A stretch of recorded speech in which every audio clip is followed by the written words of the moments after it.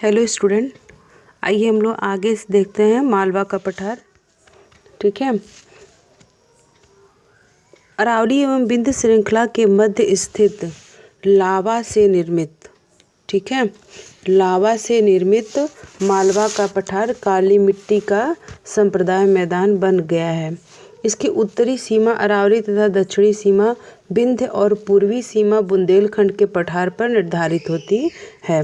इसका ढाल गंगा घाटी की ओर है। मालवा का पठार जो है, इसका ढाल किधर है? उसका ढाल ये गंगा की तरफ है। गंगा ये उत्तर, ऐसे अगर भारत का मैप देखेंगे तो गंगा यहाँ से आ रही है आपके हिमालय से, ठीक है। तो हिमालय से निकलते हुए इसका ढाल ऐसे है, ये ऐसे बंगाल की खाड़ी में गिर जाती है बांग्लादेश होते हुए।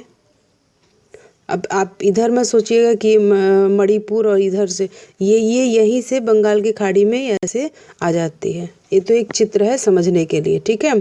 तो ये ऐसे जब गंगा प्रवाहित हो रही है तो मालवा का पठार का ढाल किधर है? ये गंगा के तरफ है, मीन्स उत्तर की ओर है, ठीक है।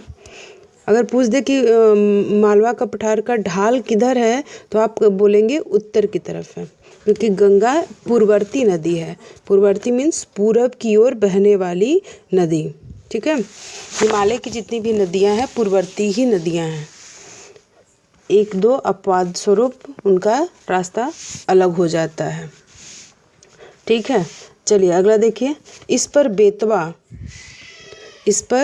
बेतवा, पार्वती, नीवज, काली सिंध, चंबल नदियाँ प्रभावित होती हैं, जो आगे यमुना में मिल जाती हैं। भोपाल बेतवा व पार्वती नदी के दोआब में स्थित है। क्वेश्चन पूछ सकता है, जरूरी नहीं कि MPPCS ही पूछे। भाई भूगोल पढ़ रहे हैं तो आप किसी में यह क्वेश्चन आ सकता है, ठीक है। जरूरी नहीं कि UPPCS में पूछे, वो वनडे एग्ज़ाम में भी आजकल ऐसे क्वेश्चन आ रहे हैं, ठीक है। तो आपको उसमें जानकारी होना ही चाहिए। भोपाल बेतवा और पार्वती नदियों के दोआब में स्थित है। इस पर उर्मिल मैदान मिलते हैं, जिनमें कहीं कहीं चपटी पहाड़ियाँ स्थित होती हैं, ठीक है। उर्मिल मैदान जिनमें कहीं कहीं चपटी पहाड़ियाँ स्थित होती हैं। उत्तर में ग्वालियर की पहाड़ी प्रमुख है। पठार के उत्तरी भाग को चंबल व उसकी सहायक नदियों में बीहड़ खड्ड, ये क्वेश्चन बहुत बार पूछा है स्टूडेंट, इसको ध्यान देंगे, ये क्वेश्चन बहुत बार पूछा है। बीहड़ खड्ड किस नदी में मिलते हैं? किस नदी में मिलते हैं? चंबल नदी। और चंबल नदी और किस लिए फेमस है? कमेंट में करिए इसको, आप लोग देख जानते हैं नहीं जानते हैं। अभी उसका ये सर्वेक्षण भी हुआ है जो चंबल नदी में पाया जाता है। चंबल नदी में क्या पाया जाता है, डॉल्फिन या मगरमच्छ? कमेंट बॉक्स में कमेंट करके बताइए अगर सीरियस स्टूडेंट होंगे तो, अदरवाइज बात ही अलग है, ठीक है। चलिए, यह भारत का सर्वाधिक गली अपरदित क्षेत्र है, ठीक है। चलिए अगला देखते हैं। बुंदेलखंड, बघेलखंड और विंध्याचल। मालवा का उत्तर पूर्वी भाग बुंदेलखंड व बघेलखंड के पठार के नाम से जाना जाता है। इस पठार उत्तर में यमुना के मैदान के निकट समाप्त हो जाते हैं। बुंदेलखंड में चंबल व यमुना नदी ने बड़े बड़े बीहड़ खंड का निर्माण कर भूमि को प्रायः असमतल व अनउपजाऊ बना दिया है। अगर आप UP से होंगे या अदर स्टेट के भी होंगे, UPPCS का एग्ज़ाम देते होंगे या UP से रिलेटिव सारे एग्ज़ाम देते होंगे, तो आप जानते हैं हमारा जो बुंदेलखंड इलाका है यह बहुत अनउपजाऊ इलाका है। कारण, एक तो सूखा के कारण, और दूसरी जो भूमि है वो, जैसे हम लोग के यहाँ बाढ़ आता है गंगा की, अगर आप गंगा क्षेत्र से होंगे तो आप देखे होंगे कि जब गंगा के इलाकों में बाढ़ आती है तो हमारे यहाँ और मिट्टी जो है उपजाऊ हो जाती है, क्योंकि वह मिट्टी चेंज हो जाती है, ठीक है। आप जलोढ़ मिट्टी पढ़े होंगे तो जलोढ़ मिट्टी के 2 भाग होते हैं, ठीक है। एक बांगर होता है और एक खादर होता है, ठीक है। तो बांगर मिट्टी किसे कहते हैं, खादर मिट्टी किसे कहते हैं? आपको पता है तो बहुत अच्छी बात है, नहीं पता है तो इसको हम लोग जब मिट्टी वाले पढ़ेंगे तो उसमें पढ़ेंगे। उसके लिए आपको वीडियो देखना ही पड़ेगा, ठीक है। और अगर वीडियो अच्छी लगे तो प्लीज़ लाइक शेयर और सब्सक्राइब कर दिया करिए, ठीक है स्टूडेंट। अगर आप लाइक शेयर सब्सक्राइब नहीं करेंगे तो फिर हमको पता कैसे चलेगा कि वीडियो अच्छा है ख़राब है। अच्छा है तो भी कमेंट करिए, ख़राब है तो भी कमेंट करिए, ठीक है, ताकि उसमें कुछ सुधार मैं कर सकती हूँ, ठीक है। चलिए आगे देखते हैं। तो बुंदेलखंड इलाका हम लोग का बहुत अनउपजाऊ इलाका है, ठीक है, क्योंकि हमेशा वहाँ पे सूखा पड़ता है, बारिश कम होता है। आगे चलिए। यह पठार ग्वालियर पठार तथा विंध्याचल श्रेणी के मध्य फैला है। यह प्राचीनतम बुंदेलखंड नीस से निर्मित होता है, ठीक है। नीस एक प्रकार का पत्थर, आप पढ़े होंगे, कायांतरित चट्टान में नीस का नाम आता है। आग्नेय अवसादी को ही ताप दाब के कारण उसको दूसरे रूप में परिवर्तित किया जाता है, उसको नाम दिया गया है कायांतरित। किसको परिवर्तित करके नीस बनाया गया, उसी नीस की यहाँ बात हो रही है कि यह प्राचीनतम बुंदेलखंड नीस से निर्मित है। देखिए कमेंट अगर करना चाहे तो आप बहुत सारा कर सकते हैं, लेकिन आप लोग करते नहीं हैं। इसका मतलब आप वीडियो या तो अच्छी नहीं लग रही है, या तो अच्छा मैं पढ़ा नहीं रही हूँ, अच्छे से आपको समझ में नहीं आ रहा। नीस बताइए किसके परिवर्तन से नीस बनता है। चलिए अगला। इसकी ऊंचाई 300 से 600 मीटर है। मालवा के पठार के दक्षिणी सिरे से विंध्य श्रेणी लगभग 1050 किलोमीटर लंबाई में विस्तृत है।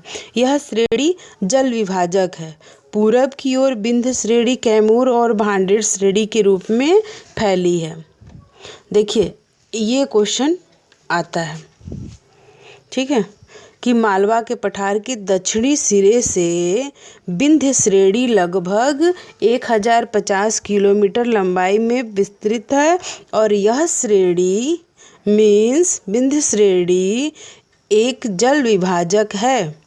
पूरब की ओर विंध्य श्रेणी कैमूर और भांडेर श्रेणी के रूप में फैली है। इसके पूर्व में बघेल का पठार है।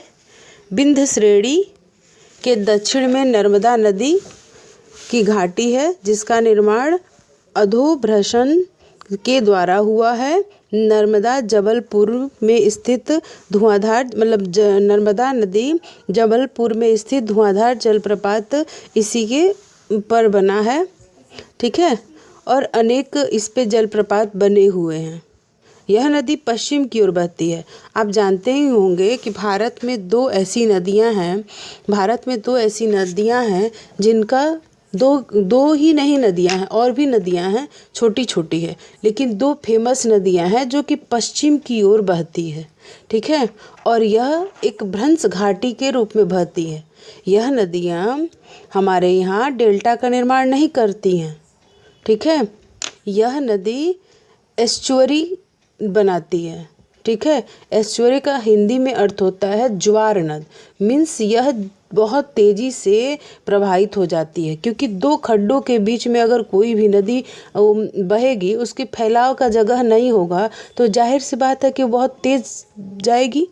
मान लीजिए ये दो खड्ड है, इसमें से ये नदी जा रही है, तो ये अगर फैलना भी चाहेगी तो फैलेगी नहीं, तो इसका स्पीड ज़्यादा होगा, और ये ज्वार नद से होते हुए यह अरब सागर में गिर जाती है, ठीक है, खंभात की खाड़ी में गिर जाएगी। ये अरब सागर खंभात की खाड़ी, यहाँ पे अरब सागर ये है, ठीक है। अगर ऐसे देखे भारत का मैप तो ये नदियाँ ऐसे आई और ऐसे गिर गई।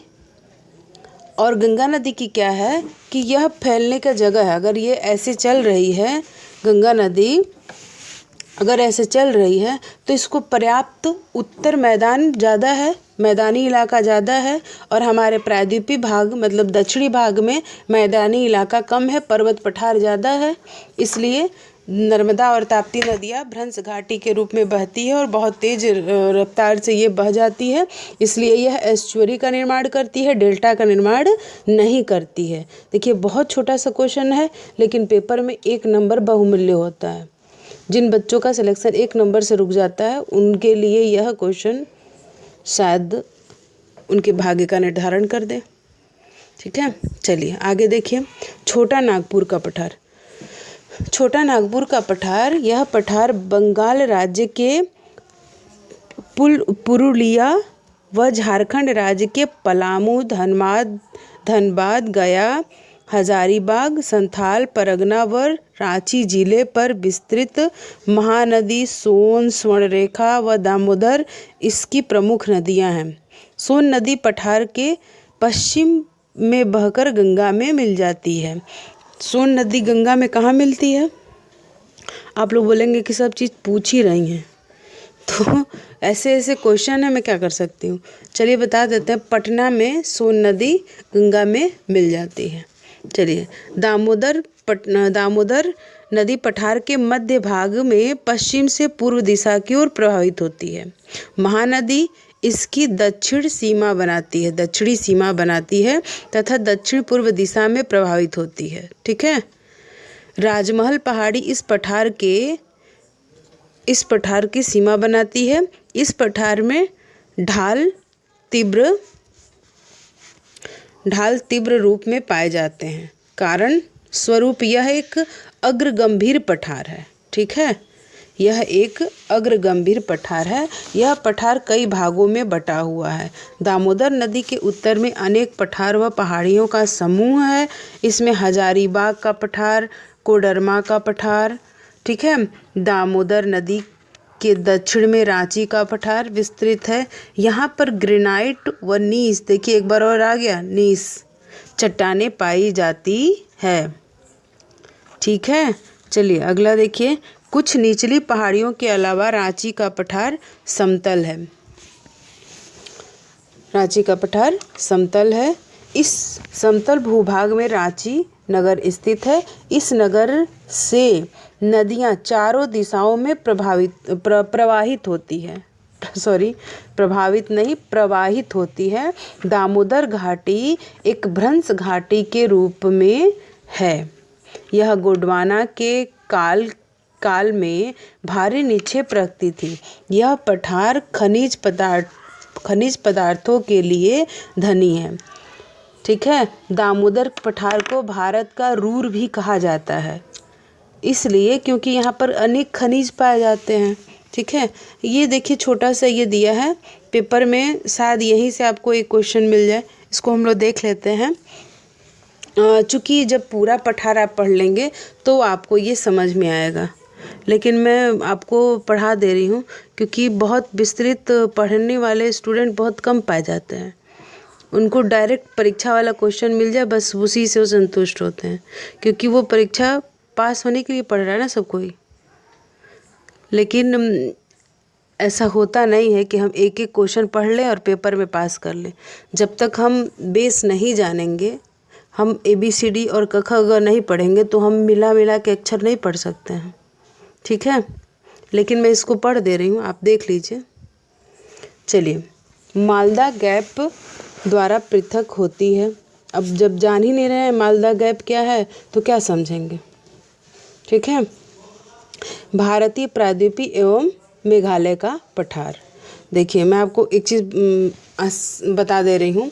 जब आप पहले भी पठार पढ़ रहे थे या प्रायद्वीपीय भाग पढ़ रहे थे, तो प्रायद्वीपीय भाग में भारत का जो ये पूर्वी इलाका है, तो वहाँ बोला था कि इसका विस्तार कहाँ तक है।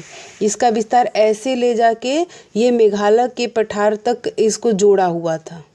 ठीक है, तो वही कह रहा है कि मालदा गैप द्वारा पृथक होता है भारत का प्रायद्वीपीय और मेघालय का पठार। ठीक है, तो आपको उतना जानने के लिए ये तो पढ़ना पड़ेगा, तब ना आप जानेंगे कि हाँ मालदा गैप क्या है।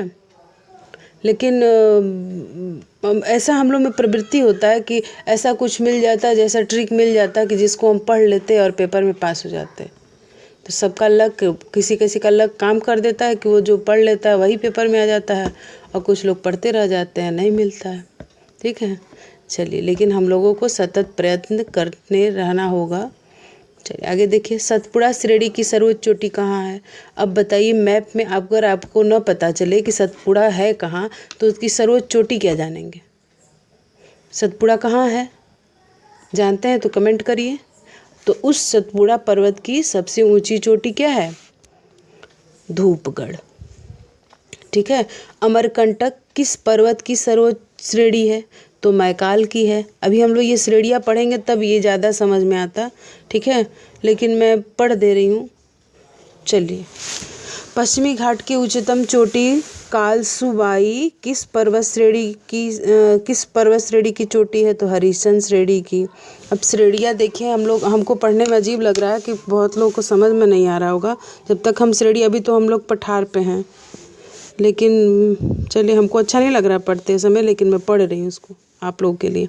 दक्षिण भारत की उच्चतम चोटी अन्नामुदी। ये तो देखिए क्वेश्चन पेपर में ज़रूर आता है, ठीक है। ये तो क्वेश्चन आपको न समझ में आए तो भी और समझ में आए तो भी, ये तो आप अभ्यास कर सकते हैं। लेकिन जब तक हम सारी श्रेणियाँ नहीं पढ़ेंगे, कभी कभी पेपर में क्या होता है कि उत्तर से दक्षिण की ओर क्रम में लगाने के दे देता है श्रेणी। अगर आपको मैकाल, हरिशन और सतपुड़ा श्रेणी के बारे में बता दिया जाए कि इसको सीक्वेंस से लगाई, तो आप नहीं लगा पाएंगे, क्योंकि आप मैप नहीं जान रहे होंगे, या जान रहे होंगे तो बहुत अच्छी बात है, ठीक है। दक्षिण भारत की उच्चतम चोटी है अन्नामुदी, अन्नामुदी, ठीक है। और पश्चिमी व पूर्वी घाट के मिलन बिंदु कहाँ है? तो ये भी क्वेश्चन आसान है, नीलगिरी, ठीक है। नीलगिरी का उच्चतम शिखर दोदा बेटा, ठीक है। दक्षिणी पठार से पालघाट दर्रे का कौन सा पर्वत अलग होता है? ठीक है, पालघाट दर्रा। अब पालघाट देखिए, दर्रा मैं पढ़ा चुकी हूँ आपको, थाल पाल, ठीक है, आप पढ़े हैं।